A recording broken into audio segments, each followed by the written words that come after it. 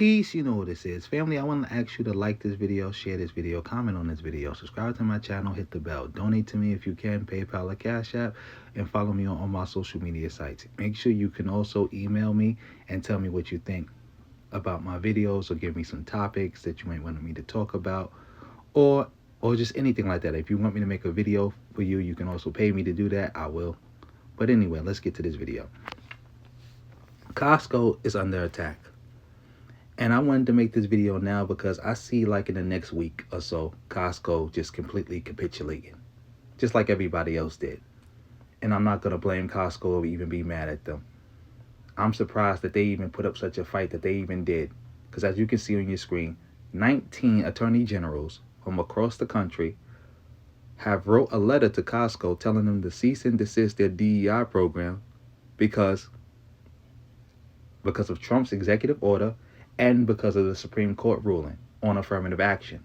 See, that's another thing I wanted to tell you, because people was making it seem like that court ruling wasn't no big deal because it was just about getting into Harvard or something like that. No, that's not how court rulings work. People are using that, saying that, well, what you're doing, Costco, is effectively illegal because the courts got rid of affirmative action, and DEI is basically affirmative action. So you trying to keep these DEI programs is illegal. And Trump already signed an executive order talking about he's doing away with DEI. And he's going to go after companies that do DEI. So you need to stop this. Because like I said, people were going to eventually sue Costco's to make them stop. Either it was going to be a shareholder doing it, it was going to be the federal government doing it, or it just might be these AGs from the states doing it. Either way, it was going to happen. And they were going to have to give up because they know they're going to lose. Because what's they going to do? Take the case all the way to the Supreme Court and lose? Give up? How much money are they going to lose doing that? How much? How much money is Costco's going to lose trying to fight this case that they're not going to win? See, this has broader ramifications than what you think. It's not going to be no, oh, well, we don't need this company, or this company could do whatever we want. We're going to boycott them and we're going to go to this company. At this point, you don't know what company is actually doing this because they hated DEI and they hated affirmative action and they never really wanted to do it. And now this is the excuse to get rid of it because they only did it to ride the wave, but they didn't really want to do it. But now they got an excuse to get rid of it. Or they really did want to do this, but they got no choice now. Because if I'm a lawyer, if I'm owning a company, DEI is gone. Affirmative action is gone. Anything that they come to me and tell me that I can't do, I'm not doing it. Because there's a no-win situation. They have all the power. And this is what I was trying to explain to people. They have all the power. That boycott stuff ain't going to work. Because every company got to deal with this. And you got to buy from somebody. And people also will say, well, how come we don't just start our own businesses? We can't start our own businesses. Thanks to Trump. I mean, not we can't, but how come we don't put our money together and start our own businesses? We can't do that thanks to Trump. Because when I told y'all the first time when he first got into office, that gave us 40 years of Jim Crow.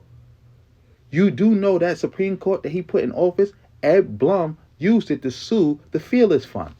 You know the Fearless Fund had a grant program. You know what grant programs are, right? That's when people take money and give money to people. It is totally legal to give a grant program to whoever you want. So if I've created a black-only grant program, I can do that. Perfectly legal. If somebody wanted to create a redhead-only grant program, they can do that. If people wanted to create a left-hand grant program that you have to be left-handed to get this grant, people can do that. You can do that. Anything you want to do with grants, you can do. You can't do it with contracts.